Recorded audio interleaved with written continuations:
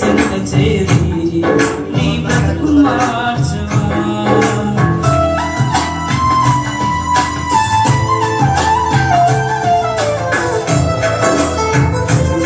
దేవునికి స్తోత్రం. దేవునికి మహిమ కలుగునుగా. అందరూ కలిసి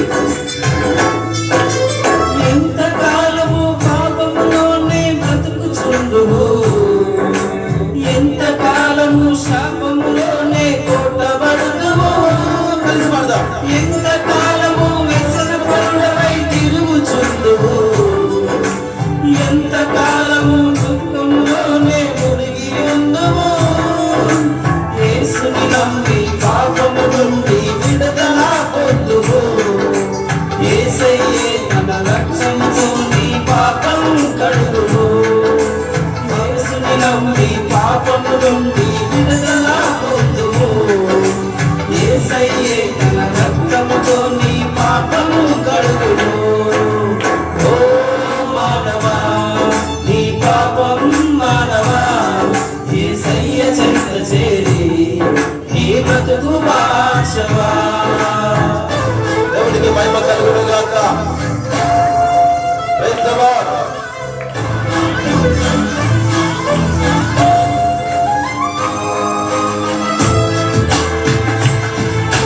హల్లెలూయా. అందరూ మోకరిద్దాం. సమయం అయింది కనుక అందరూ మోకరించి ఆరాధన చేస్తూ మరి వాక్య నిమిత్తమై ప్రార్థనలోకి వెళ్దాం. మాట అయిపోయిన దేవునికి స్తోత్రం. ఎంతకాలము దేవుని విడిచి తిరుగుచుందువు, ఎంతకాలము దేవుడు లేక బ్రతుకుచుందువు. ఎంతకాలము దేవుని మాటను ఎదిరించెదవు, ఎంతకాలము దేవుని నీవు దుఃఖపడుతువు. యేసయ్యే నీ పాపం కొరకు ప్రాణము పెట్టెను. యేసయ్యే నిన్ను రక్షించి పరమున చేర్చును. యేసయ్యే నీ పాపము కొరకు ప్రాణము పెట్టెను. యేసయ్యే నిన్ను రక్షించి పరమున చేర్చును. ఓ మానవా, నీ పాపం మానవా, యేసయ్య చెంత చేరి నీ బ్రతుకు మార్చవా. ఓ మానవా, నీ పాపం మానవా, యేసయ్య చెంత చేరి నీ బ్రతుకు మార్చవా. పాపములోనే బ్రతుకుచున్నచో చెడును నీ దేహము, పాపములోనే మరణించినచో తప్పదు నరకము. పాపములోనే బ్రతుకుచున్నచో చెడును నీ దేహము, పాపములోనే మరణించినచో తప్పదు నరకము. ఓ మానవా, నీ పాపం మానవా, యేసయ్య చెంత చేరి నీ బ్రతుకు మార్చవా. దేవునికి మహిమ కలుగునుగాక. స్తోత్రం స్తోత్రం స్తోత్రం. అందరూ ప్రార్థనలోకి భవిద్దాం. మహాపరిశుద్ధుడా, ప్రేమ కలిగిన తండ్రి, దయగలిగిన దేవా, సర్వాధికారి, నిన్న నేడు నిరంతరము ఏకరీతిగా ఉన్నవాడా, ఆశ్చర్య కార్యములు చేయి దేవా, అద్భుతములు చేయి దేవా. ఈ దిన మన బాబుతోనే ఉండి నీ మాటలను మాతో మాట్లాడుటకు ప్రభువా నీ కృప చూపుమని, ప్రభువా నీ దాసుని ద్వారానైనా నీ మాటలను వివరించుమని నిన్ను వేడుకుంటున్నాం. ప్రభువా నిన్ను వేడుకుంటున్నాం. స్తుతి స్తోత్రం స్తోత్రం స్తోత్రం. అందరూ ప్రార్థించాలి. దేవానికి మహిమ కలుగునుగాక. సర్వశక్తి సంపన్నుడమైన తండ్రి, సర్వకృపానిదగు దేవానికి వందనాలు. మా ఆరాధన అంతటికి ప్రభువా నీవే ఆది అధ్యక్షుడవై నడిపించిన దాన్ని బట్టి స్తోత్రాలు. మహిమ ఘనత ప్రభావములు పొందదగిన తండ్రి నీకు స్తోత్రం. హల్లెలూయా హల్లెలూయా హల్లెలూయా. స్తోత్రం. అందరూ ఏకీభవిద్దాం ప్రార్థనలో. మరి వాక్య నిమిత్తమై ప్రార్థన చేసుకుందాం. చిన్న ప్రార్థన. మన మధ్యలో ఉన్న మరి జోసఫన్న గారు క్లుప్త ప్రార్థన చేస్తారు. వాక్య నిమిత్తమై క్లుప్త ప్రార్థన. మహాపరిశుద్ధుడా, పరలోకపు తండ్రి, ప్రపంచమంతటా భూమి అంతటా చూస్తూ పరిశీలిస్తున్న దేవా, ఈ సమయంలో తండ్రి, ఈ సమయంలో కావాల్సినటువంటి సహాయము నీ తోడు నీ మాటలు ఆయన నోటిలో నింపి నీకే నీ సహాయము, నీ కాపుదల, భద్రత సహాయం చేయమని, మీరే చెవి సూచకాన్ని గ్రహించే హృదయం మా అందరికి సహాయం చేయమని, మా అందరిలో నీవు ఉండమని అప్పటికప్పుడు తగ్గించుకుంటే ఈ నామం హెచ్చిస్తూ యేసు క్రీస్తు పరిశుద్ధ నామంలో అడిగి పెట్టుకుంటున్నాం తండ్రి. ఆమేన్ ఆమేన్ హల్లెలూయా. అందరూ కూర్చుందాం ప్రేమైన వాళ్ళరా. మరి ఇంతవరకు మరి ప్రారంభం మొదలుకొని ఆరాధన అంతట్లో దేవుడు మనందరికీ తోడై ఉండి చక్కని స్వరములు ఇచ్చి సంగీతనాదములతోనూ స్వరమండలములతోనూ దేవుని స్తుతించే భాగ్యాన్ని దేవుడు అనుగ్రహించినందుకు దేవాతి దేవునికి రెండు చేతులు ఎత్తి పైకి మహిమ చెల్లిద్దాం. హల్లెలూయా హల్లెలూయా. దేవునికి స్తోత్రం.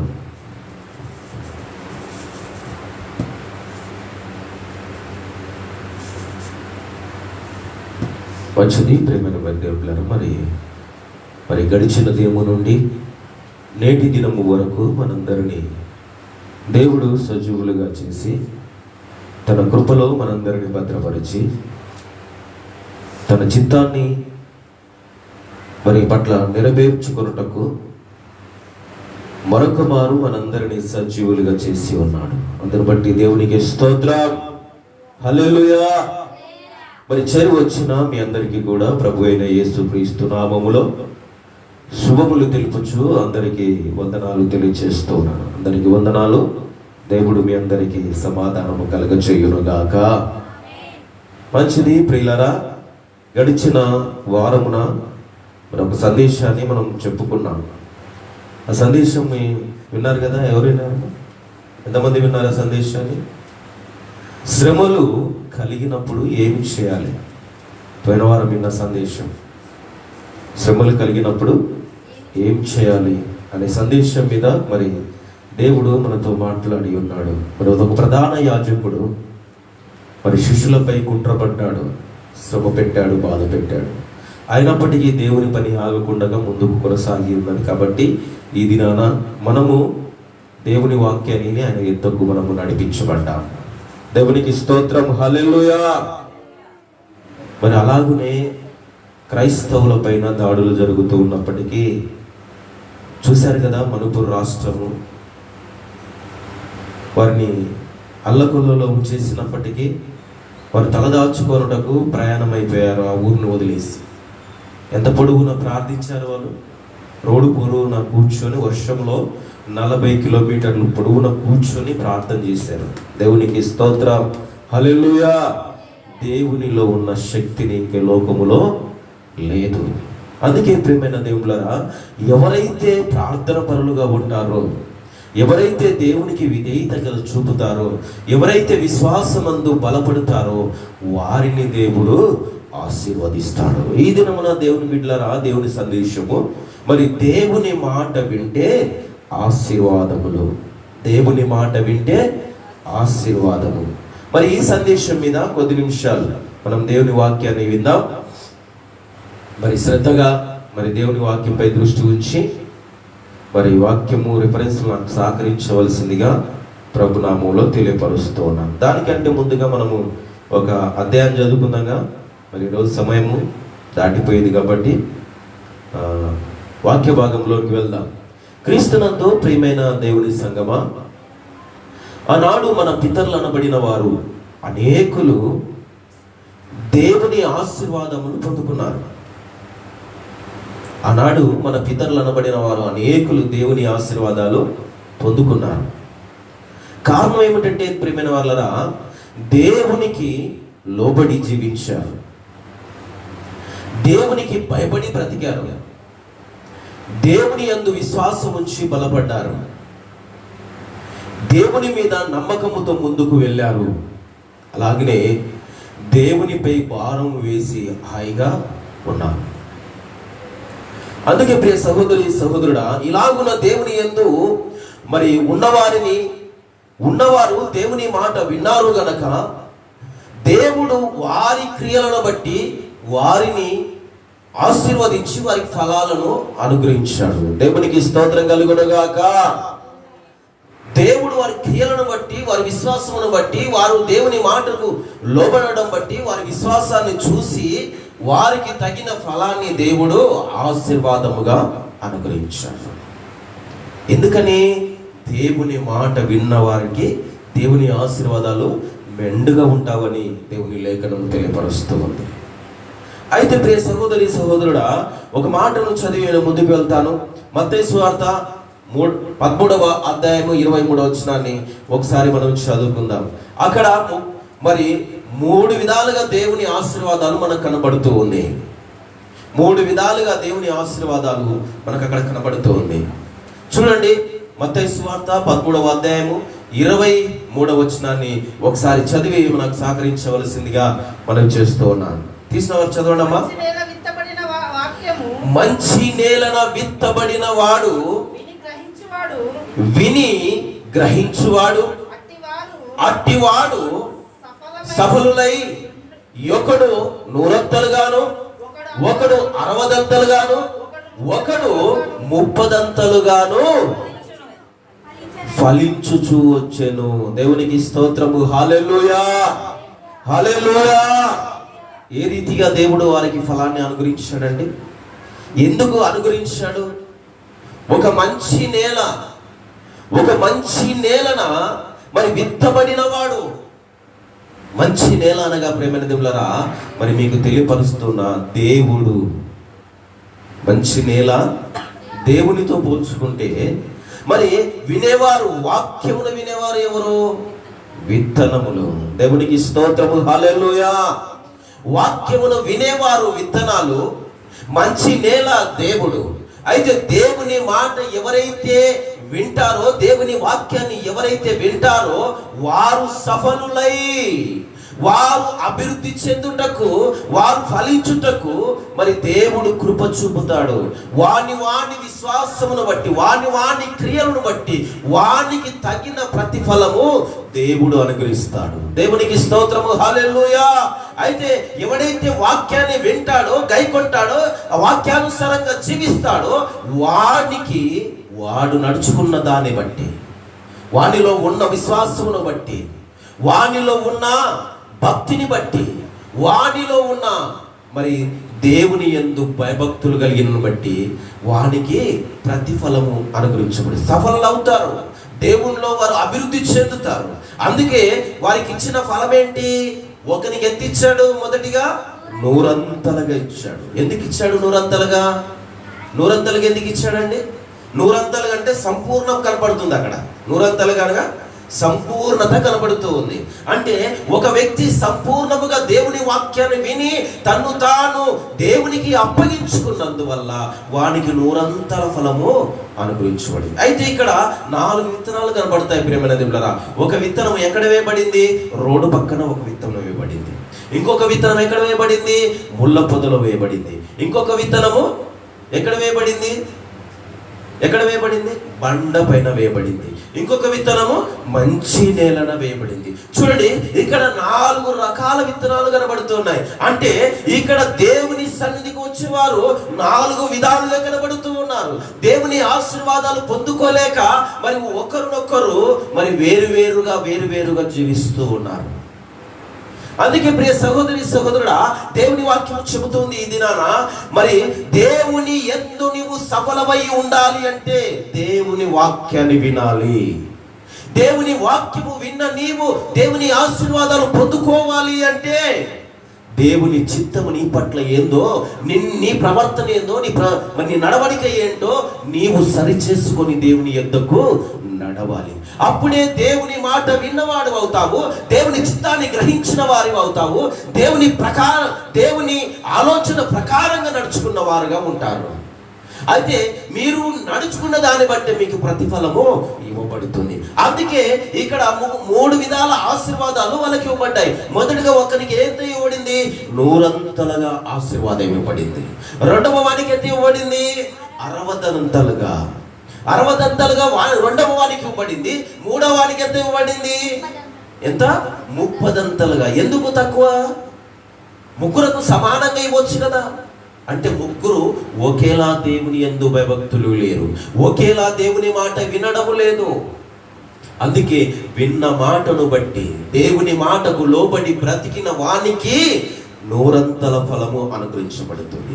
అంటే మంచి నేలన దేవుని సన్నిధిలో ఎల్లప్పుడూ అనుదినము దేవుని మాటలను వింటూ అనుసరిస్తూ జీవించువానికి, దేవుని వాక్యములో ఉన్న సత్యాన్ని గైకొనువానికి నూరంతల ఆశీర్వాద ఫలము దొరుకుతూ ఉంది. మరి 60 ఎందుకు ఇవ్వబడ్డాయి? 2 విధాలుగా ఉన్నాడు కాబట్టి. ఇక్కడ దేవుడు, ఇక్కడ తన సొంత కార్యములు.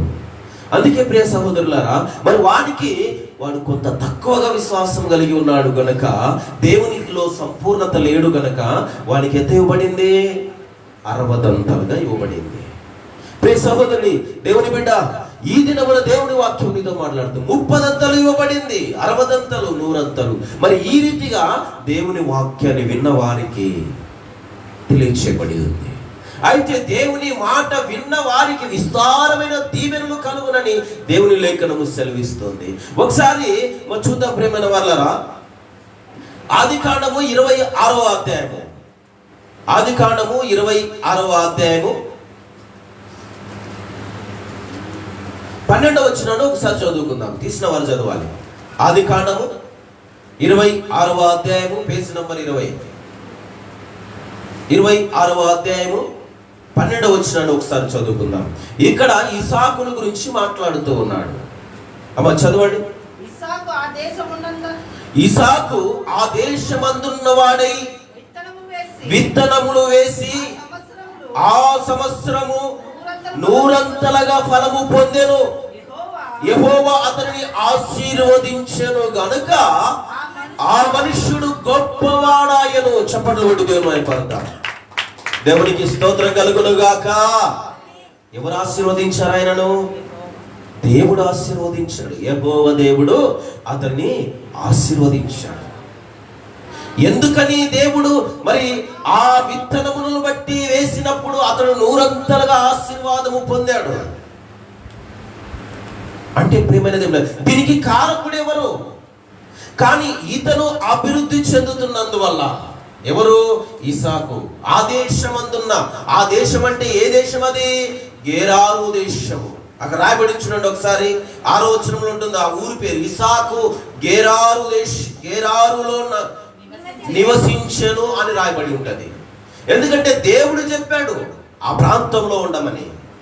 దేవుడు చెప్పినందువల్ల ఆ ప్రాంతంలో నివసించాడు. ఆ దేశమందున్నవాడై, అక్కడ రాయబడిన మాట ఏంటి? ఆ దేశమందున్నవాడై విత్తనములు వేసి ఆ సంవత్సరమున, ఏ సంవత్సరము? విత్తనం వేసిన సంవత్సరమున 100 ఫలము పొందెను. యెహోవా అతనిని ఆశీర్వదించెను గనక ఆ మనుషుడు అనగా ఇస్సాకు ఏమయ్యాడు? గొప్పవాడయ్యాడు. దేవునికి స్తోత్రం కలుగును గాక. ఇక్కడ చూడండి ప్రియమైన దేవులారా, 13వ వచనం ఒకసారి చదువుకుందామా. అతడు మిక్కిలి గొప్పవాడగు వరకు క్రమముగా అభివృద్ధి చెందుతూ వచ్చెను. అతనికి గొర్రెలాస్తియు గొడ్లాస్తియు దాసుల గొప్ప సమూహమును కలిగినందున ఫిలిష్తీయులు అతని యందు, ఇసాకు యందు అసూయపడిరి. దేవునికి స్తోత్రము, హల్లెలూయా. ఎవరి యందు అసూయపడ్డారండి? ఫిలిష్తీయులు. ఎవరు? ఫిలిష్తీయులు ఇసాకు అభివృద్ధిని చూసి. ఎందుకంటే ఇసాకు మరి అంతకంతకు ఆయన ఎదుగుతూ అభివృద్ధి చెందుతూ వస్తూ ఉన్నాడు. అభివృద్ధి చెందడమును చూసి అతనికి గొర్రెల మందలు ఎక్కువై, గుడ్ల మందలు ఎక్కువయ్యాయి. అతని దగ్గర దాసులు, పనివారు ఎక్కువైపోవడం వల్ల ఫిలిష్తీయుల దేశంలో వీడు వచ్చి ఇంత గొప్పవాడైపోయాడే, మాకంటే వీడు గొప్పవాడైపోతున్నాడే అని చెప్పేసి వీళ్ళు ఆ ఫిలిష్తీయులు అందరూ మరి ఎవరి మీద అసూయ పెంచుకున్నారు? ఎవరి మీద? ఇసాకు మీద అసూయ పెంచుకున్నారు. కానీ ప్రియదేవులారా, మరి దేవుడు ఇసాకును ఆశీర్వదించడానికి కారణమేమిటి? దేవుడు ఇసాకును ఆశీర్వదించడానికి కారణం ఏంటి ప్రియమైన దేవులారా? ఆ దేశములోనే నివసించమని చెప్పి ఆ దేశములోనే ఫిలిష్తీయుల ఎదుట దేవుడు అతని గొప్పవాణిగా చేసి ఆశీర్వదించి గొడ్ల మందలు, మేకల మందలు, మరి గొర్రెల మందలు, మరి తన పనిదాసులను గొప్ప సమూహముగా ఏర్పరిచినప్పుడు ఫిలిష్తీయుల దేశంలో ఉన్న ఫిలిష్తీయులందరూ చూసి అసూయ పడినట్లుగా మరి అంత గొప్పగా ఎందుకు ఇసాకును ఆశీర్వదించాడు? దేవునికి స్తోత్రం కలుగునుగాక. ఎందుకంటే ప్రియమైన దేవుళ్ళరా, ఒకసారి 3వ వచనం 4వ వచనం చదవండి. 3, 4 వచనం చదవండి. అక్కడ ఈ దేశమందు పరవాసనయుండుటయు నేను నీకు తోడయుంటిని. ఈ దేశమందు పరవాసినై యుండుము, నేను నీకు తోడయుండి నిన్ను ఆశీర్వదించెదను. ఎలయనగా నీకును నీ సంతానమునకును. ఒక్కరు చదవండి, ఏదో పాట నేర్చుకున్నాడు. నీ సంతానమునకును చదవాలి. నీ సంతానమునకును నీ దేశములన్నీ ఇచ్చి నీ తండ్రి అయిన అబ్రహాముతో నేను చేసిన ప్రమాణము నెరవేర్చి ఆకాశ నక్షత్రము వలె నీ సంతానమును విస్తరింపచేసి ఈ దేశములన్నీ నీ సంతానమునకు ఇచ్చెదను. నీ సంతానము వలన సమస్త భూలోకములోని సమస్త జనులు ఆశీర్వదించబడుదురు. చెప్పండి దేవుని స్తోత్రం, హల్లెలూయా. ఎవరికి మాట ఇచ్చాడండి? ఎవరికి మాట ఇచ్చాడు ఇక్కడ దేవుడు? ఎవరికి? ఇసాకు తండ్రి అయిన అబ్రహాముకు దేవుడు మాట ఇచ్చాడు. దీనికంతటికి కారణం ఎవరు తెలుసా? ఇసాకు తండ్రి అయిన అబ్రహాము విశ్వాసమే కారణము ఇసాకు ఆశీర్వదించబడడానికి. దేవునికి మహిమ కలుగునుగాక. అబ్రహాము విశ్వాసులకు తండ్రి అని పేరు పెట్టబడి ఉంది, అవునా? ఎందుకు అబ్రహామును ఆశీర్వదించాడని మనం ఇప్పుడు ప్రశ్న వేసుకుందాం. ఎందుకు అబ్రహామును ఆశీర్వదించాడు? ఎందుకు అబ్రహామును ఆశీర్వదించాడమ్మా చెప్పాలి. ఎందుకు? దేవుని యందు భయభక్తులు గలవాడైనందున, దేవుని యందు విశ్వాసం ఉంచిన వాడైనందున, దేవుని మాట వినినందున. ఏమని విన్నాడు దేవుని మాట? 12వ అధ్యాయంలో కాండి, 12వ అధ్యాయంలో ఏం విన్నాడు? అబ్రహాము ఏ మాట విన్నాడు? అబ్రహాము ఏ మాట విన్నాడు? నీ స్వదేశమును విడిచి. అక్కడ ఉంటుంది చూడండి, 12వ అధ్యాయం 1వ వచనం చదవమ్మా. యెహోవా నువ్వు లేచి, దేవుడు మాట్లాడుతున్నాడు అక్కడ అబ్రహాముతో. నీ దేశము నుండి, నీ బంధువుల యొద్ద నుండి, నీ తండ్రి ఇంటి నుండి బయలుదేరి నేను నీకు చూపించు దేశమునకు వెళ్ళుము. దేవునికి స్తోత్రం కలుగునుగాక. ఇప్పుడు అబ్రహాము విన్నాడా? ఎవరెవరు వదిలిపెట్టమన్నాడు ఆయన? దేవుడు ఎవరెవరు వదిలిపెట్టమన్నాడు? తన స్వదేశమును వదిలిపెట్టమన్నాడు. అతను పుట్టి పెరిగిన దేశాన్ని వదిలిపెట్టమన్నాడు. అలాగునే తన బంధువులను, తన ఇంటిని, తండ్రిని వదిలి నేను నీకు చూపించు దేశమునకు వెళ్ళుము. దేవునికి మహిమ కలుగునుగాక. అంటే ఇప్పుడు ఏం చెప్తున్నాడు ఇక్కడ? అబ్రహాముకు మాట సెలవిస్తూ ఉన్నాడు దేవుడు, ఆజ్ఞాపిస్తూ ఉన్నాడు. దేవుడు అబ్రహాముతో ఆజ్ఞాపిస్తూ ఉన్నాడు. ఆజ్ఞాపించినప్పుడు ఆ మాట శిరస వహించాడు అబ్రహాము. ఆ మాట విని బయలుదేరాడు. దేవుని మాట విన్నందువల్ల ఇప్పుడు అబ్రహాములో ఏం కనపడుతుందో మనకు? ఏం కనపడుతుందండి? ఎవరైనా వదిలిపెడతారా? ఇప్పుడు నేను చెప్తాను చిన్నకి, చిన్న నువ్వు మీ ఇంట్లో మీ అమ్మని, మీ నాన్నని, మీ బంధువులను, మీ అన్నను, మీ వదినను, మరి మీ అక్కలను, బావలను, మరి నీకున్న ఆస్తిని వదిలి నువ్వు వెళ్ళిపో. నేను పలా చోట్ల ఉండమని చెప్తాను, అక్కడ పోయి నువ్వు ఉండు, కాపురం ఉండు అని చెప్తే చిన్న వదులు పోతాడా? పోతాడా? ఎందుకని? నా మీద నమ్మకం లేదు కాబట్టి, నా మాట మీద నమ్మకం లేదు కాబట్టి. అవునా? అంటే ఇప్పుడు ఏమర్థమవుతుంది మనకు? దేవుడు చెబితే ఏదైనా చేయగలడు. దేవునికి స్తోత్రము, హల్లెలూయా.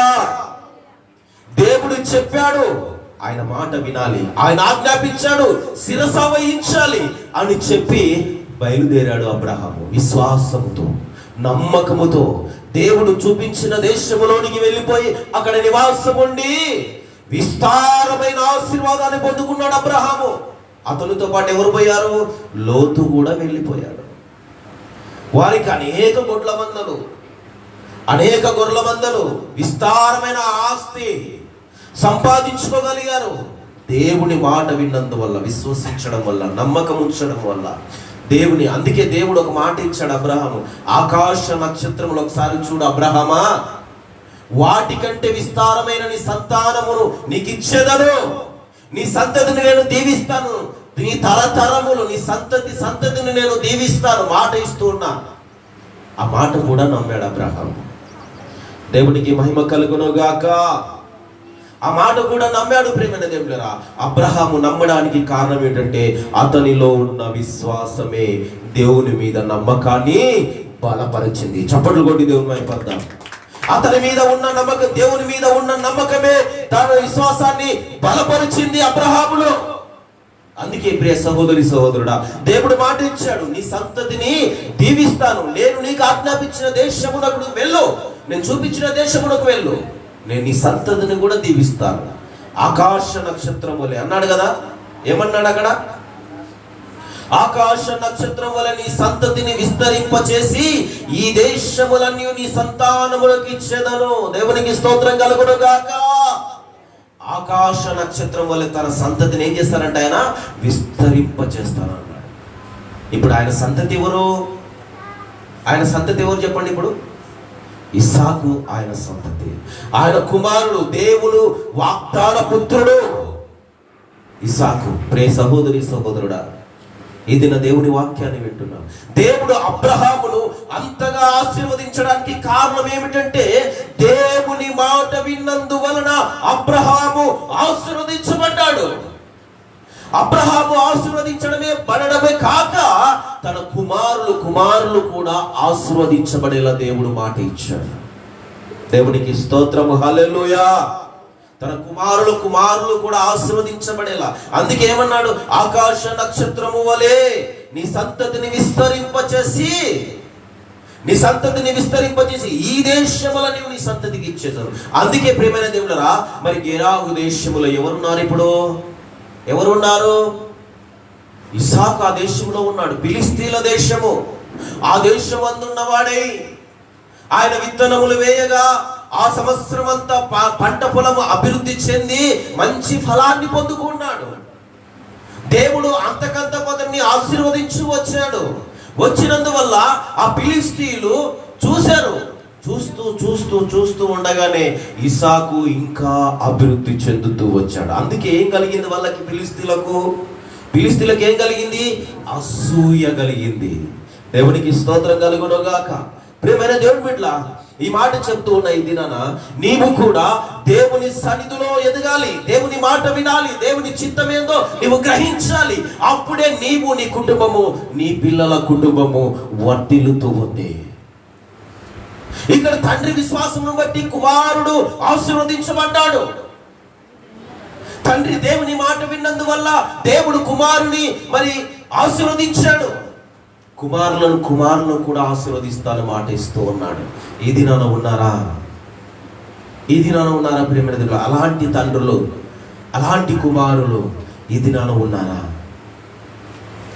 ఈ దినాన ప్రియమైన దేవులరా, ఉన్నప్పటికీ తమ విశ్వాసము కొంతవరకే, వారికి అవసరం ఉన్నంత వరకే దేవుని యందు విశ్వాసం ఉంచుతారు. అవసరం తీరిపోయిన తర్వాత వారి విశ్వాసము ఏమైపోతుంది? నీరు నేలను పోసినట్టుగా అయిపోతూ ఉంది. దేవునికి స్తోత్రము, హల్లెలూయా. కాబట్టి ప్రియమైన దేవులరా, మరి మన పితరులు అనబడిన వారు అనేకులు దేవుని మాటకు లోబడ్డారు. దేవుని యందు భయభక్తులు కలిగి బ్రతికారు. దేవుని యందు విశ్వాసం ఉంచి బలపడ్డారు. దేవుని మీద నమ్మకముతో ముందుకు వెళ్ళారు. దేవునిపై భారం ఉంచి వారు ఏమయ్యారు? హాయిగా ఉన్నారండి. ఈ రోజున అయ్యా నీ భారములన్నీ యెహోవా మీద మోపయ్యా. దేవుని వాక్యం చెప్తుంది కదా. అమ్మా నీ భారములన్నీ దేవుని మీద మోపమ్మా, దేవుని వాక్యం చెప్తుంది కదా అన్నావు అనుకో, ఊరుకోండి సార్ మళ్ళీ చెప్పినావు. మా భారం ఆయన మీద మోపితే ఎట్లా సార్ అనేవాళ్ళు లేరా? మా పాపముల మీదే కదా ఆయన మరి మరణించారు అనేవాళ్ళు ఉన్నారు కదా. మరి అన్నప్పుడు తెలిసినప్పుడు మరి ఆయన మీద ఎందుకు నమ్మకం ఉంచలేకపోతూ ఉన్నారు? ఎందుకు విశ్వాసం ఉంచలేకపోతూ ఉన్నారు?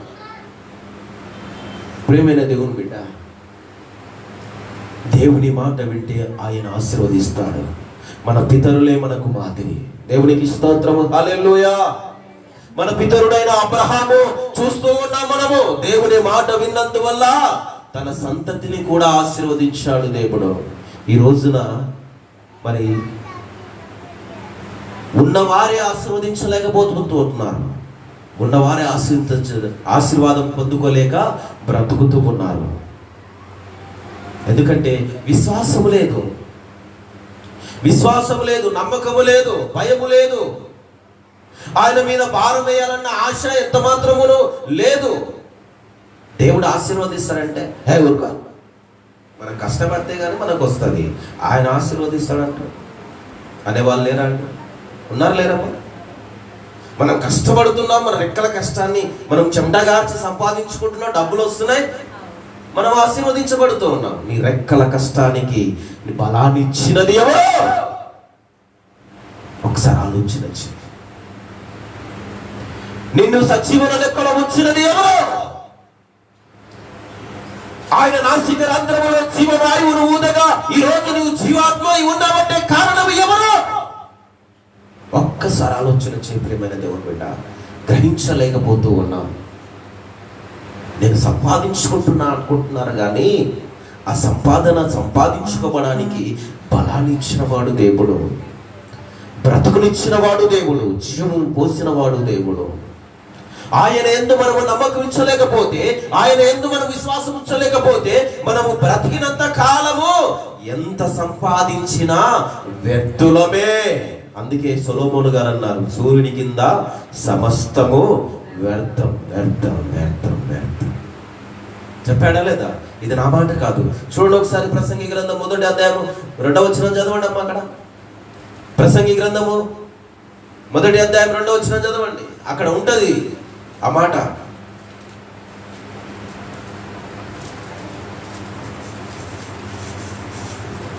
మనం ఎంత సంపాదించినా దేవుని యందు భయభక్తులు కలిగి లేకపోతే సమస్తము వ్యర్థమే అని మరి తెలియపడుతుంది దేవుని వాక్యము.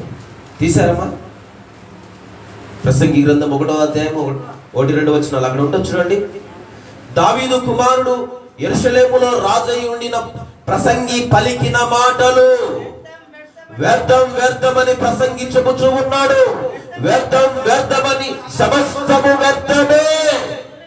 సూర్యుని కింద నరులు పడుచున్న పాటలు అట్టి వలన వారికి కలుగుచున్న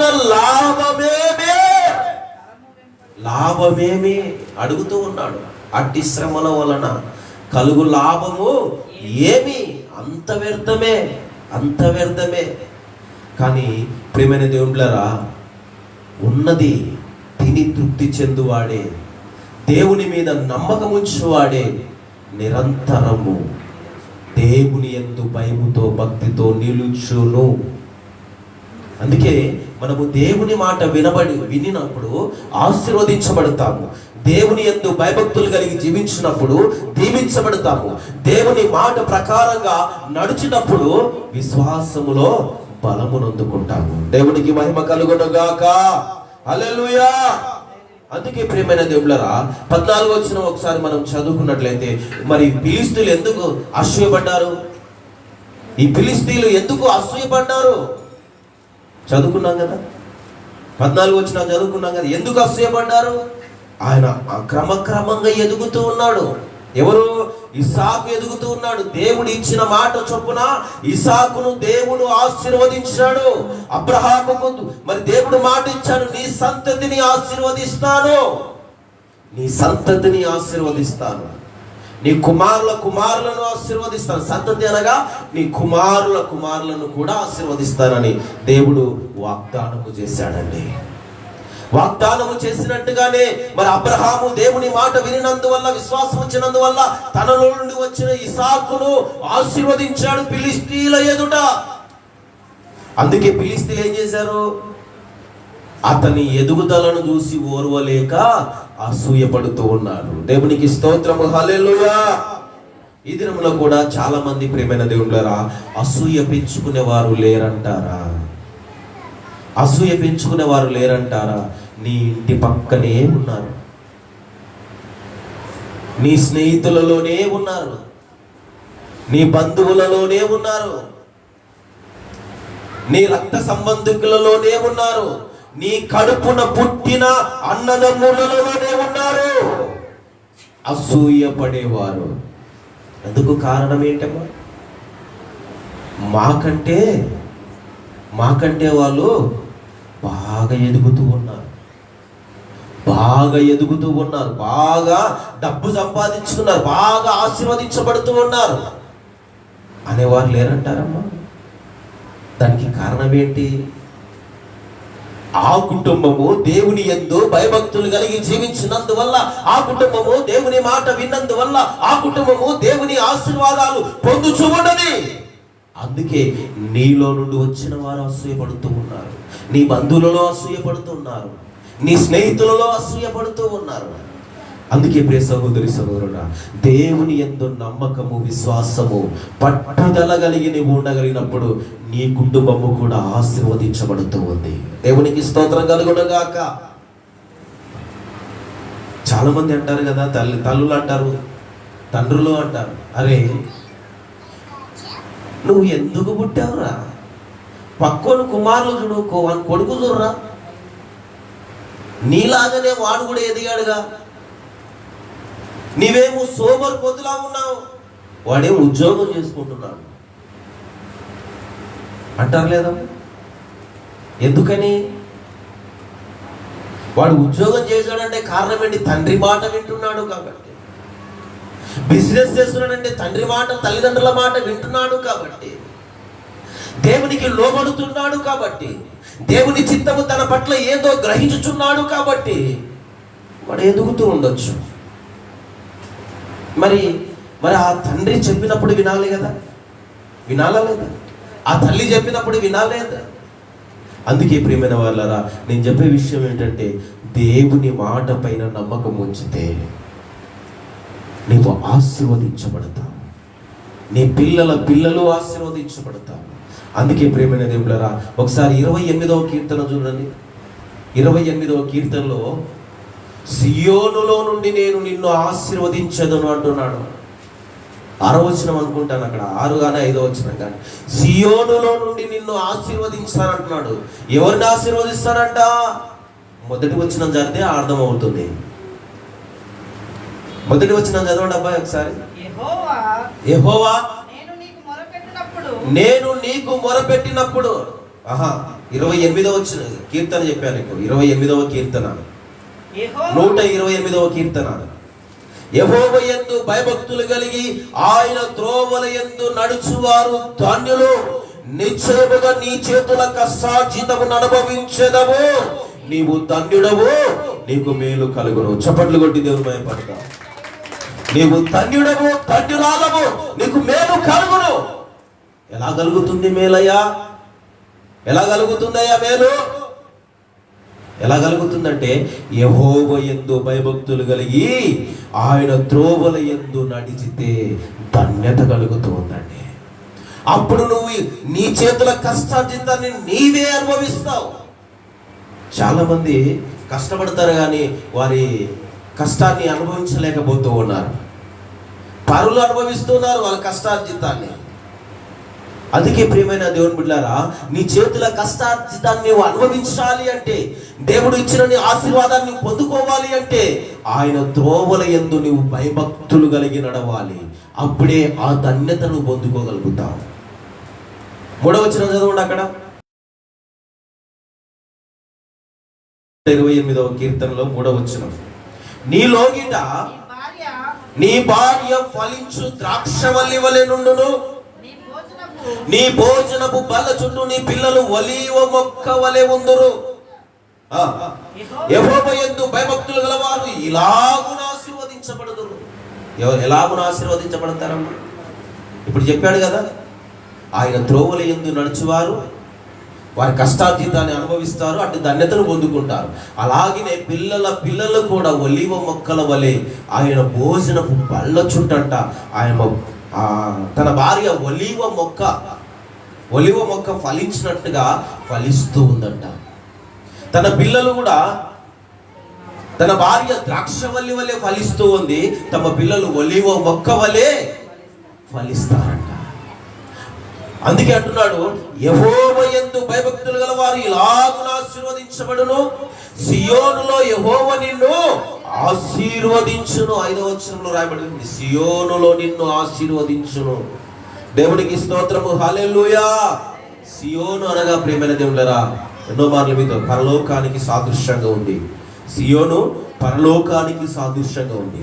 సియోనులో నువ్వు ఆ పరలోకములో నువ్వు ఆశీర్వాదము పొందుకోవాలంటే, నీ చేతుల కష్టార్జితాన్ని నువ్వు అనుభవించాలి అంటే, ఆయన త్రోవల యందు భయభక్తులు కలిగి నడిచి అట్టి ధన్యతను నువ్వు సంపాదించుకోవాలి. ఆయన త్రోవలు నడిచేటప్పుడు ఎన్నో శ్రమలు వస్తాయి. ఆయన త్రోవ ఇరుకైనదండి. ఆయన త్రోవ ఇరుకైనది. ఎన్నో నియమ నిబంధనలు ఏర్పరచబడి ఉన్నాయి ఆయన త్రోవలో. వాటన్నిటినీ సహించుకుంటూ వాటన్నిటినీ ఆ ప్రకారంగా పాటిస్తూ ముందుకు వెళితే విశాలమైన మార్గంలోనికి నువ్వు వెళ్ళిపోయి ఆశీర్వదించబడతావు. దేవునికి మహిమ కలుగునుగాక. విశాలమైన మార్గము. మొదటగా ఇరుకుండొచ్చు, ఎన్నో నియమ నిబంధనలు దేవుడు నీకు ఏర్పరచవచ్చు, దేవుని వాక్యము నిన్ను హెచ్చరించవచ్చు. ఆ వాక్య ప్రకారంగా నువ్వు హెచ్చరించబడి నీ నడతను నువ్వు ఆయన యందు భయభక్తులు కలిగి నడుచుకుంటే నువ్వు ఆశీర్వదించబడతావు. దేవుని మాట వింటే, ఆ మాట ప్రకారంగా నువ్వు నడుచుకుంటే నీవు, నీ కుటుంబము, నీ పిల్లలు ఆశీర్వదించబడతారు. దేవునికి స్తోత్రం కలుగునుగాక. అందుకే ప్రియమైన దేవుళ్ళరా, ఫిలిష్తీయులు చూశారు ఎదుగుదలను చూసి, ఇస్సాకు ఎదుగుదలను చూసి అసూయ పొందుకున్నారు. ఈ దినమనాడు చెప్తున్నా ప్రియమైన వాళ్ళరా, మీ కుటుంబాన్ని చూసి కూడా ఇతరులు అసూయ పడేలా మీ కుటుంబం ఆశీర్వదించబడాలి. దేవునికి స్తోత్రం కలుగునుగాక. ఆమేన్ చెప్పండి. వద్దా ఆశీర్వాదాలు? వద్దా ఆశీర్వాదాలు? వద్దా? దేవుడిచ్చే ఆశీర్వాదాలు వేరు, మనము సంపాదించుకునే ఆశీర్వాదాలు వేరు. మనం సంపాదించుకునే ఆశీర్వాదం కొంతవరకే, అది అదృష్టవశాత్తు వస్తుంది పోతూ ఉంది. కానీ దేవుడు ఇచ్చి అనుగ్రహించే ఆశీర్వాదం మాత్రం శాశ్వతంగా ఉంటుంది. ఆయన శరీర రీతిగా ఇవ్వడండి, ఆత్మకు ఆయన ఇస్తాడు ఆశీర్వాదాన్ని. దేవునికి మహిమ కలుగునుగాక. హల్లెలూయా. కాబట్టి ప్రియమైన దేవుళ్ళరా, ఆయన మాట వింటే ఎలా వినాలి? శ్రద్ధగా వినాలి. వినేటప్పుడు కూడా ప్రతి దినము నీతో మాట్లాడుతుంటాడు. నువ్వు బైబుల్ చదివి వాక్యాన్ని వినగలిగినప్పుడు, టీవీలో వాక్యాలు చెప్తారు కదా, టీవీలో వాక్యం వస్తుంటుంది, నువ్వు చదువుతావు కదా బైబుల్ ప్రతిరోజు. ఎంతమంది చదువుతారు బైబుల్? ఒక్కదాని మీద ఇంకెవరు లేరా చదవచ్చు? 1 2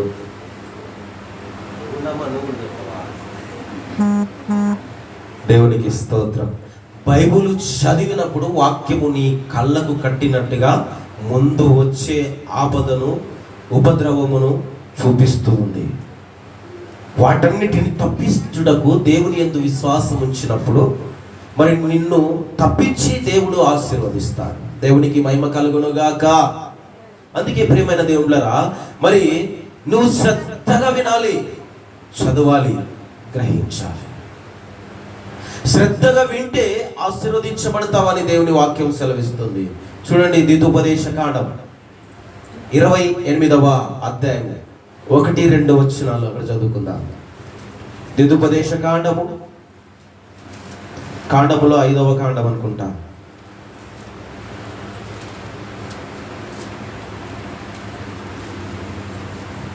ద్వితోపదేశ కాండము 28వ అధ్యాయము 1, 2 వచనాలు ఇక్కడ రాయబడి ఉంచుడండి.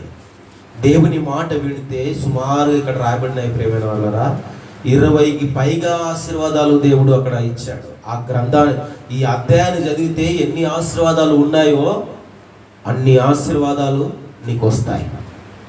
ఊరికే వస్తాయా? అక్కడ చదవండి.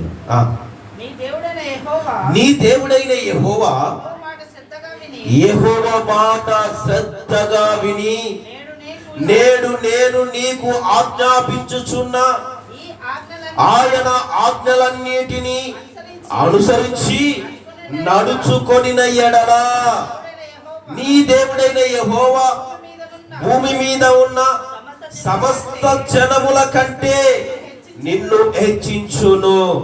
చదువు.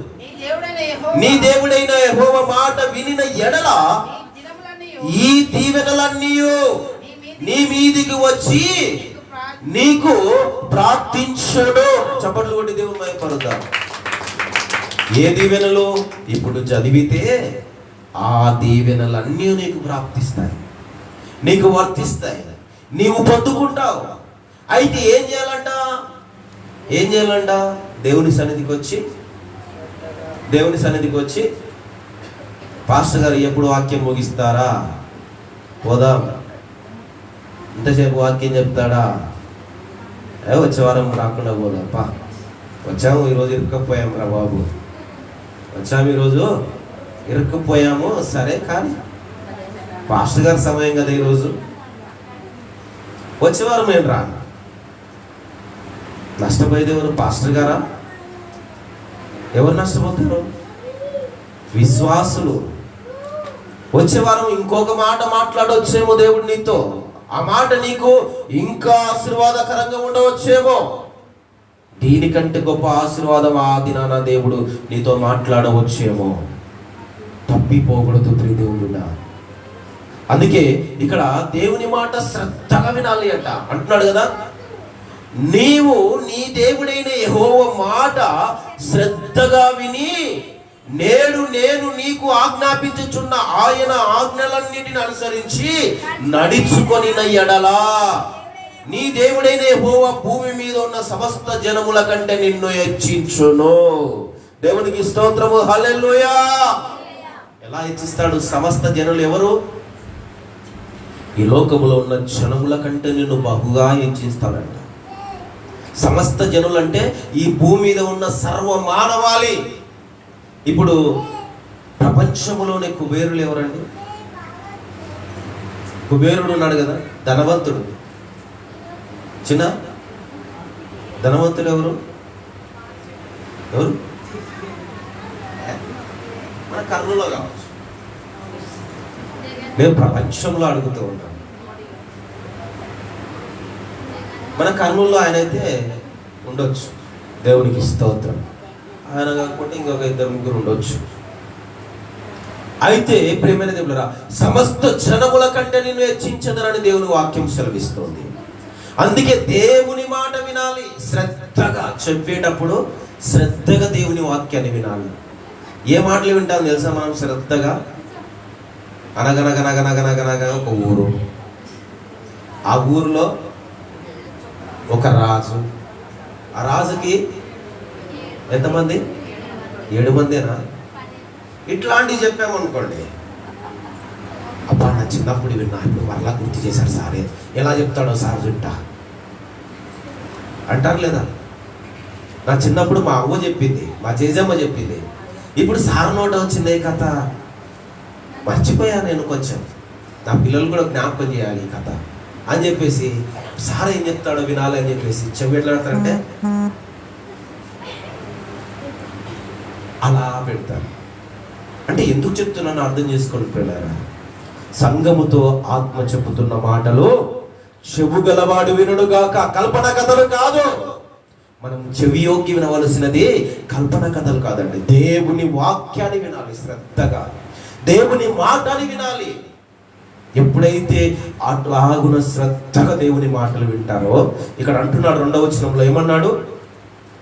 నీవు నీ దేవుడైన యెహోవా మాట వినని ఎడల ఈ దీవెనలన్నీ నీ మీదికి వచ్చి నీకు ప్రాప్తించును.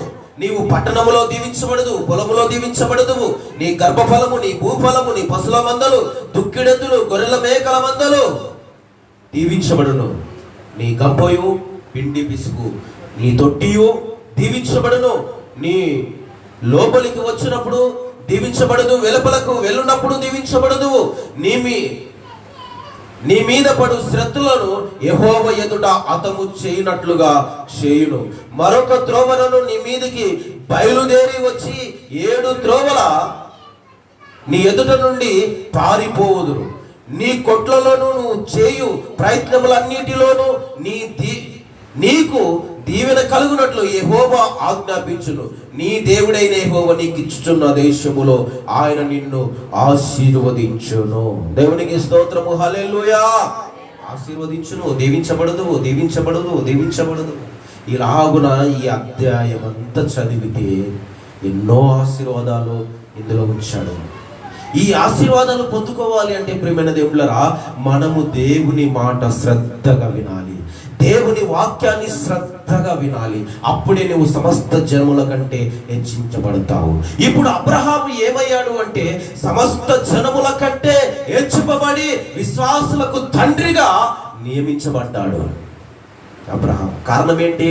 అతనిలో ఉన్న విశ్వాసము, అతనిలో ఉన్న శ్రద్ధ. అతడు దేవుని మాట విన్నందువల్ల ఇసాకును అతన్ని బట్టి ఆశీర్వదించాడు. అందుకే ఇసాకును చూసిన ఫిలిస్తీయులు ఏమయ్యారు? అసూయపడ్డారండి. ఫిలిస్తీయులు పడ్డారు లేదా?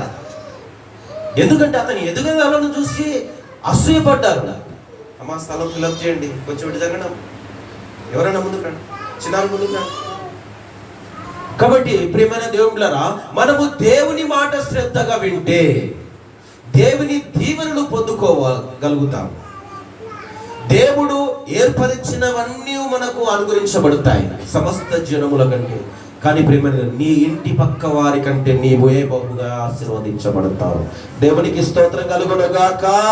ఇవి నా మాటలు కాదు ప్రియమైన దేవుళ్ళరా, ఈ దినమున దేవుడు మీతో మాట్లాడిస్తున్న, తన సేవకుని ద్వారా మాట్లాడిస్తున్న మాట.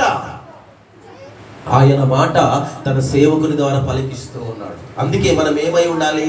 దేవుని మాట వినుటలో నిమగ్నమై ఉండాలి. అందుకే ఒక మాట ఉంది కదా, వినుటకు ఏమై ఉండాలంట? మనము ఏమై ఉండాలి?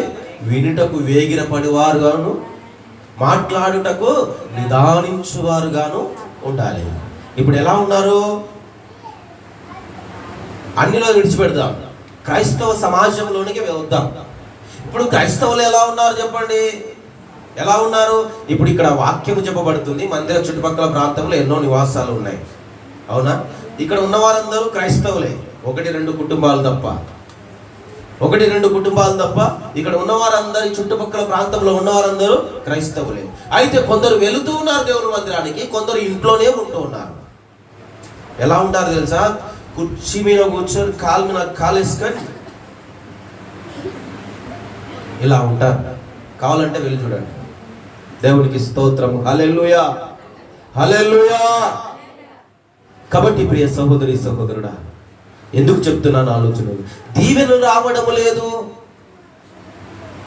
దేవుడు ఆశీర్వదించడం లేదు అని అంటే ఉట్టిగానే ఆశీర్వదిస్తాడండి? ఉట్టిగానే ఆశీర్వదిస్తాడా? ఎలా ఆశీర్వదిస్తాడు? దేవుని మాట శ్రద్ధగా వింటే ఆశీర్వదిస్తాడు. నిద్ర మొబ్బెక్కిన వాళ్ళు హల్లెలూయా చెప్పండి. నిద్ర మొబ్బెక్కిన వారు ఆవలిస్తూనే ఉంది వచ్చినప్పటి నుండి. దేవునికి స్తోత్రం, హల్లెలూయా. అయితే ప్రియమైన దేవుళ్ళరా, ఇక్కడ రాయబడిన మాటలో మనం శ్రద్ధగా దేవుని మాట వింటే, మరి ఇక్కడ దేవుడు మనకు మరి ఈ దీవెనలన్నీ మీకు ప్రాప్తించును అంటున్నాడు. ఎవరితో చెప్తున్నాడు ఈ మాట? ఎవరితో చెప్తున్నాడు? మన పితరులైన ఇశ్రాయేలులతో చెప్తున్న మాట. అందుకే ఈ దినమున మనతో మాట్లాడుతున్న మాట ప్రేమైన దేవుళ్ళరా, దేవుని మాట మనము శ్రద్ధగా వింటే దేవుని దీవెనలన్నీ వస్తాయి. అయితే ఇటు దీవెనలు రావాలి అంటే ఏం చేయాలి? ఇటు దీవెనలు రావాలి అంటే ఏం చేయాలి ప్రేమైన దేవుళ్ళరా? కుటుంబము మంచి నేల అనే దేవుని పొలములో నాటబడాలి అంటే నువ్వేం చేయాలి? ఒకసారి చూద్దామా? హోషేయ గ్రంథము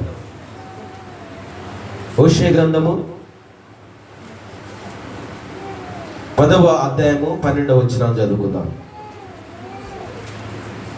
ఎందుకంటే ప్రియమైన దేవుడు అనే పొలములో నాటబడినప్పుడు విశ్వాస జీవితంలో నువ్వు ఎదిగి ఫలిస్తావు. విశ్వాస జీవితంలో తగిన ప్రతిఫలాన్ని దేవుని నుండి పొందుకుంటారు. అయితే దీన్ని బట్టి మనము ఏమి విత్తాలి? ఇప్పుడు ఒక విత్తనం వేయాలి. మనం ఆ విత్తనం ఏంటో ఇక్కడ చూపిస్తూ ఉన్నాడు. చదవండి అబ్బాయి. హోషేయ గ్రంథం పేజీ నంబరు 749, పేజీ నంబరు 749, 12వ వచనం, 10వ అధ్యాయము 12వ వచనం కింద ఉంటుంది చూడు, చివరి లైన్ లో. నీతి ఫలించినట్టు వినాలి అమ్మ. మనం ఒక విత్తనం ఇప్పుడు వేయాలి. దేవుని సంఘము దేవుని యొద్దకు వచ్చి విశ్వాసుల మాట వింటున్న వారు దేవుని మాటలు వింటున్నారు. విశ్వాస జీవితంలో ముందుకు కొనసాగుతున్న వారు ఫలించాలి, అభివృద్ధి చెందాలి అంటే ఇప్పుడు ఒక విత్తనము మనము నాటాలి. ఆ విత్తనము ఏంటో మరి హోషేయ ద్వారా మాట్లాడుతూ ఉన్నాడు. నీతి ఫలించినట్లు మీరు విత్తనము వేయుడి, ప్రేమను కోత మీరు కోయుడి, యెహోవాను వెతుటకు ఇదే మంచి సమయము గనుక ఆయన ప్రత్యక్షమై మీ మీద నీతి వర్షము కురిపించినట్లు ఇది వరకెన్నడును దున్నని బీడు భూము దున్నుడి. దేవునికి స్తోత్రం. చప్పట్లు కొట్టి దేవుని పడతాం. ఎందుకంటే ప్రియమైన దేవుడా, ఇప్పుడు మనము విత్తనం వేయాలంటే ఏం చేయాలి? ఇప్పుడు రైతు ఉన్నాడు, విత్తనం వేయాలి. ఆయన తెచ్చి ఇంట్లో పెట్టుకున్నాడు, సంచులు తెచ్చి పెట్టుకున్నాడు.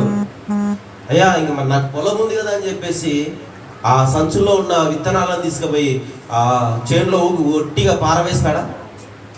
ఏం చేస్తాడు? మొదటిగా ఆయన ఏం చేస్తాడు? బీడు ఉంటుంది, ఆ పొలములో బీడు ఉంటుంది, గడ్డి ఎంతో మలిచి ఉంటుంది. దాన్ని ఏం చేస్తాడు? ఒక నాగలి వేసి దాన్ని పెక్కలిస్తాడు. మొత్తం ఆ పొలాన్ని మొత్తం ఒక నాగలి వేసి పెక్కలించి ఆ తర్వాత దాన్ని వెనకాల ఇంకొక అదేమంటారు గుంటుక, ఒక అడ్డకర్ర ఉండి దానికి ఒకటి కింద ఇనపది పెట్టేసి దాన్ని ఇస్తాడు. దాంతో వేసినప్పుడు ఆ పొడిగా అవుతుంది. నాగలితో పెక్కలించినప్పుడు గడ్డలు వేస్తూ ఉంది.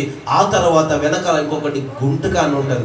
దానితో వేసినప్పుడు అది చన్న మట్టిగా మారిపోతూ ఉంది. సుమారుగా అది లోతు ఎంత వెళ్తుందంటే 9 ఇంచుల లోతుగా వెళ్ళిపోతూ ఉంది భూమి. 9 ఇంచులుగా లోతుగా వెళ్ళిపోయి భూమి అంతా ఏమైపోతుంది? మెత్తబారిపోతూ ఉంది. మెత్తబారినప్పుడు ఇంకా మెత్తబారిపోయిందిలే, ఒట్టి నేలనైనా కూడా వేయచ్చు అని రైతు తెచ్చిన విత్తనాన్ని ఒట్టిగే పారచల్లడండి. తొలకరి వర్షము కోసం ఎదురు చూస్తూ ఉంటాడు. కొద్దిగైన వర్షం పడితే నా విత్తనము తెచ్చినది చేల్లో వేయాలి అని ఏం చేస్తాడు? అప్పుడు వర్షం పడినప్పుడు ఆ విత్తనాన్ని చేల్లో వేస్తాడు. అంటే ఇక్కడ ఏం చేస్తున్నాడు? రైతు శ్రమ పడుతూ ఉన్నాడు. ఒట్టిగే తెచ్చిన విత్తనాలు ఒట్టి నెలలో పారవేసి మళ్ళా 2 రోజులకు పోయి పండిన పంటను తెచ్చుకుంటాడా? పంట ఉండదు అక్కడ, ఒట్టి నేలే ఉంటుంది. చల్లిన గింజలన్నీ ఎవరి నోట్లో ఉంటాయి? పిట్టల నోట్లలో ఉంటాయి. అబ్బా మంచోడబ్బా రైతు అని చెప్పి పక్షులన్నీ వచ్చి ఏం చేస్తాయి? చల్లిన విత్తనాలన్నీ ఏరుకొని పోతాయి. అంటే ఇప్పుడు అవి కష్టపడలేదు, ఆయన కష్టపడలేదు. తెచ్చిన విత్తనాలన్నీ ఏమైపోయాయి? వృధా అయిపోయాయి. అంటే దాని వలన ఫలము పొందుకోలేకపోతారు. అందుకే దేవుని సన్నిధికి వచ్చిన ప్రతి బిడ్డ ఏం చేయాలంటే నీవు మోకాలుని నీ శరీరాన్ని నలగొట్టాలి. నలగొట్టబడినప్పుడు కన్నీరు కార్చినప్పుడు దేవుని బతిమలాడి ఆయన సన్నిధిలో నువ్వు వేడుకొనినప్పుడు నీ నీతికు తగినట్టుగా నీవు యథార్థత బట్టి నీ విశ్వాసమును బట్టి నీవు దేవుని మాటకు లోబడి ఉన్నావా లేవా అని దేవుడు పరీక్షించిన తర్వాత అది నిజమైతే దానికి ప్రతిఫలంగా దేవుడు ఏమిస్తాడు? తొలకరి వర్షమును కురిపిస్తాడు దీవెనగా. హల్లెలూయా. కొంచెము దీవెన దేవుడు నీకు అనుగ్రహిస్తాడు. హల్లెలూయా. అందుకే అంటున్నాడు కదా, ఇక్కడ ఏమంటున్నాడు? దేవుని వెతుకుటకు, యెహోవాను వెతుకుటకు ఇదే మంచి సమయము. గనుక ఆయన ప్రత్యక్షమయ్యి మీ మీద నీతి వర్షము కురిపించినట్లు ఇది వరకెన్నడు దున్నని. ఎన్నోసార్లు దేవుని మందిరానికి వచ్చాం, ఎన్నోసార్లు వచ్చాం దేవుని మందిరానికి. ఈ దినమున దేవుడు నీతో మాట్లాడుతున్నాడు. ఇది వరకెన్నడు చేయని ప్రార్థన ఈ దినము నువ్వు చేస్తే, నీ భక్తి విశ్వాసాన్ని దేవుని ఎదుట నువ్వు కనబరుచుకుంటే అప్పుడు ఏమవుతుంది? నీ శరీరము నలగొట్టబడి, నీ హృదయము మరి నలగొట్టబడి దేవుని దగ్గరగా చేర్చబడుతూ ఉంది.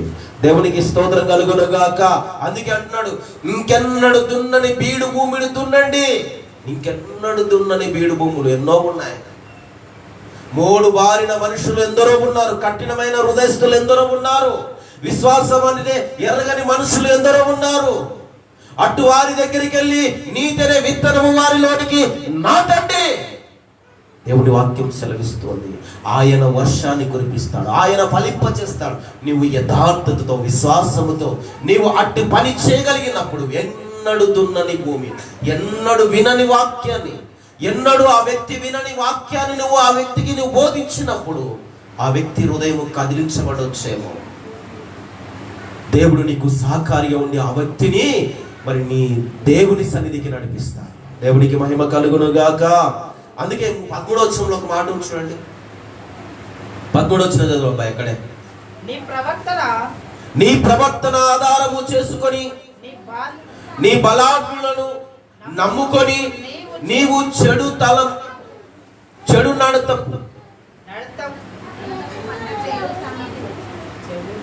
చెడుతనపు పంటకై దున్నితివి కనుక మీరు పాపమును కోత కోసి ఉన్నారు. దేవునికి మహిమ కలుగునుగాక. చెడు నడత దేవుని ఎదుట. ఎందుకంటే చాలా మంది మరి తన సొమ్ముని ఆధారం చేసుకొని పోతూ ఉన్నారు ఈ దినాల్లో. తన సొంత తెలివితేటలను ఆధారం చేసుకుంటూ ఉన్నారు ఈ దినాల్లో. దేవుని మాట వినడం లేదు. దేవుని మరి ఎందు విశ్వాసము, అల్ప విశ్వాసము, పై భక్తి అనే ముసుగులో ఉంటూ ఉన్నారు ఈ దినాల్లో. తన సొమ్ముని ఆధారం చేసుకుంటూ ఉన్నారు. అందుకే అంటున్నాడు, నీ ప్రవర్తన ఆధారము చేసుకొని నీ బలాఢ్యులను నమ్ముకొని. నీ స్నేహితులు ఉంటారు, బలము కలిగిన వారు ఉంటారు, వాళ్ళు నాకు ఏదైనా సహాయం చేస్తారులే అనేవారు కూడా లేరండి. వారి వల్ల నేను ఏదైనా పొందుకోవచ్చు అని కూడా వాళ్ళతో పాటు జీవించేవారు లేరా? వారిని ఏమంటున్నాడు? బలాఢ్యుడు అంటున్నారు. అంటే బలము కలిగిన వారు, అంటే అధికము సంపద కలిగిన వారు కావచ్చు, అధిక ఆశీర్వాదాన్ని ఈ లోక విద్య పొందుకున్న వారు కావచ్చు. వారంట తమ ప్రవర్తన ఆధారం చేసుకుని అలాంటి వారిని ఆశ్రయించుతూ ఉన్నారంట. అలాంటి వారిని ఆశ్రయించినప్పుడు అంట ప్రియదేవులారా ఏం చేశారంట? మీరు పాపం అనే పంటను కోసి ఉన్నారు. ఏ పంట కోసారంట? వీళ్ళు నీతి అనే విత్తనం వేయలేదు, వీళ్ళు పాపం అనే విత్తనాన్ని వేశారు కనుక ఆ పంటనే కోసారు అని దేవుని వాక్యం సెలవిస్తుంది. అయితే ఇంకో మాట ఉంది రాయి ప్రేమ, కన్నీటితో విత్తువాడంట సంతోషగానం అనే సంతోష పన్నలు మోసుకొని పోవని లేఖనము సెలవిస్తోంది. సంతోషముతో తన పన్నలు మోసుకొని పోయేవాడుగా కన్నీటితో విత్తాలి. ఏదైనా కానీ దేవుని సన్నిధిలో నీవు కన్నీటితో ప్రార్థన చేస్తే నీ కుటుంబం నిమిత్తమైన, నీ కుమారుల నిమిత్తమైన, నీ కుమార్తెల నిమిత్తమైన, నీ భర్త నిమిత్తమైన, నీవు ఎవరి నిమిత్తమైన నువ్వు కన్నీటితో ప్రార్థన చేసినప్పుడు దానికి ప్రతిఫలము సంతోషము దేవుడు నీకు అనుగ్రహిస్తాడు. అట్టి ఆశీర్వాదాన్ని నీకు అనుగ్రహిస్తాడు ప్రియ దేవుని బిడ్డ. దేవునికి స్తోత్రము, హల్లెలూయా. కాబట్టి ప్రియమైన దేవుని బిడ్డలారా మరి అట్టి ఆశీర్వాదాన్ని పొందుకోవాలని దేవుని వాక్యము సెలవిస్తుంది. అందుకే నీ ప్రవర్తన ఆధారం చేసుకోకూడదు. దేవుని మాటను శ్రద్ధగా మరి వినాలి, దేవుని మాట పైన విశ్వాసం ఉంచాలి. అప్పుడే మరి నీ నీతికి తగిన ప్రతిఫలము నీవు పంటగా కోస్తావు. చివరిగా ఒక మాటను చదువుకొని మనం ముగించుకుందాం.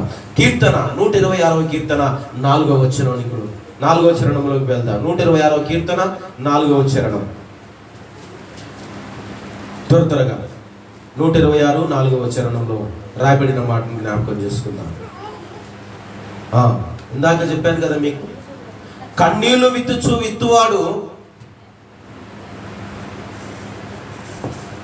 4-5 చదవండి. దక్షిణ దేశములో ప్రవాహములు పొర్లునట్టుగా యెహోవా చెరపట్టబడిన మా వారిని రప్పించుము. కన్నీళ్లు విత్తువారు సంతోష గానముని పంటను కోసెదరు. పిడికడి విత్తనములు చేత పట్టుకొని ఏడ్చుచు పోవు విత్తువాడు సంతోష గానము చేయిచు పన్నలు మోసుకొని పోవును. దేవునికి మహిమ కలుగును గాక. సంతోష గానము చేయిచు పన్నలు మోసుకొని పోతారంట. మీకు అర్థం కావాలంటే ఒక విషయం చెప్తాను ప్రియమైన వాళ్ళరా. పల్లెల్లో వరి చేలలో కోసిన తర్వాత ఏం చేస్తారమ్మా? మూటలు కడతారు కదా, మోపులు కట్టేస్తారు కదా. కట్టిన తర్వాత ఏం చేస్తారు? మోసుకొని వెళ్తారా? కొంతమంది పాటలు పాడతారు, కొంతమంది నవ్వుకుంటారు. ఎందుకంటే సంతోషాన్ని కలిగిస్తుంది ఆ పంట. దేవునికి స్తోత్రము, హల్లెలూయా.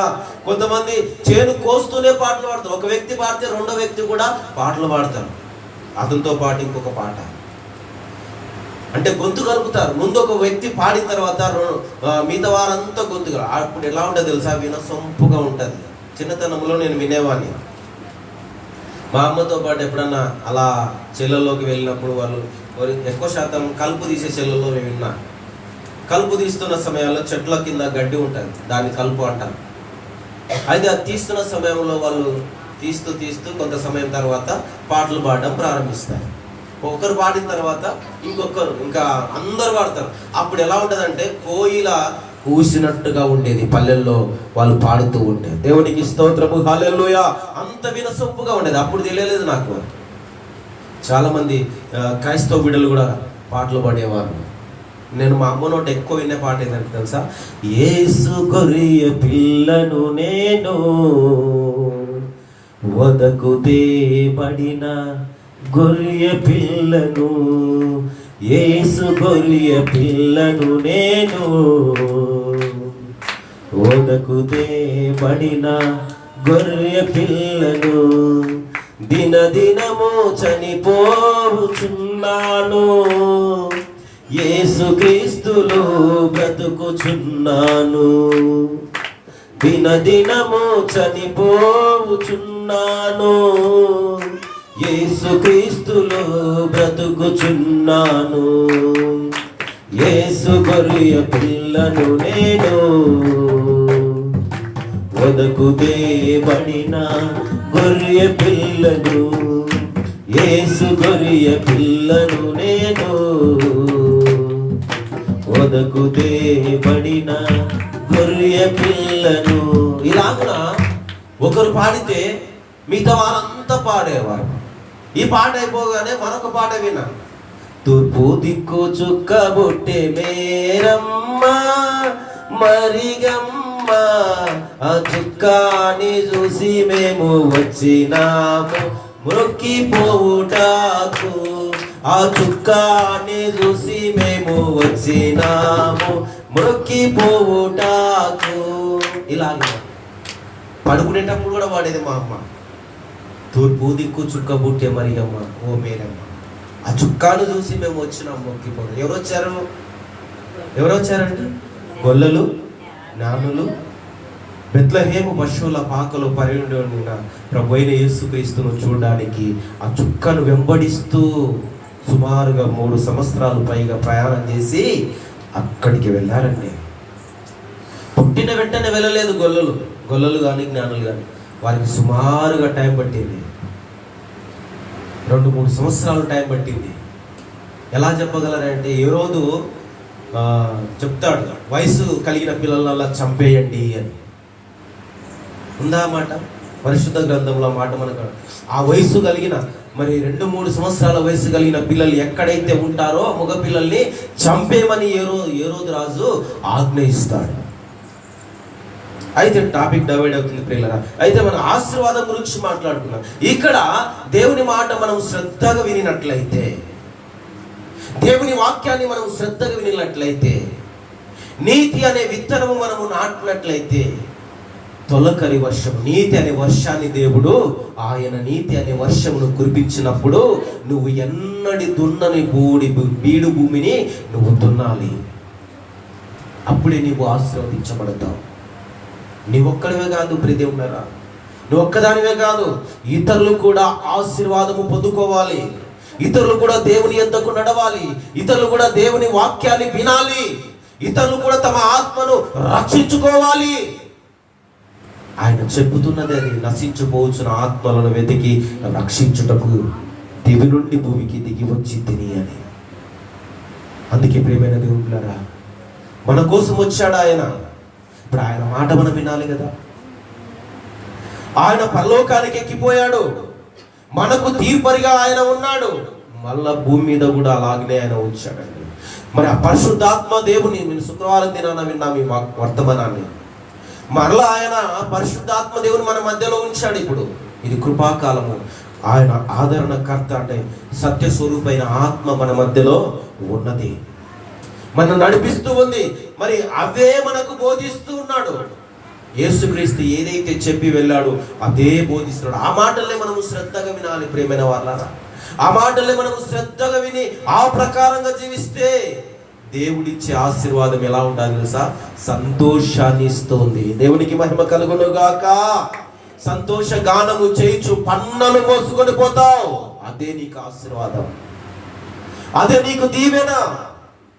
అందుకే అట్టి సంతోషము నీలోనికి రావాలి అంటే, అట్టి ఆనందాన్ని నువ్వు పొందుకోవాలి అంటే ఏం చేయాలంట? కన్నీటితో దేవుని సన్నిధిలో నువ్వు విత్తాలి. కన్నీటితో ఎప్పుడైతే నువ్వు విత్తగలుగుతావో, నీతిని ఫలించినట్లుగా మీరు విత్తనము వేయుడి, ప్రేమను కోత మీరు కోయుడి.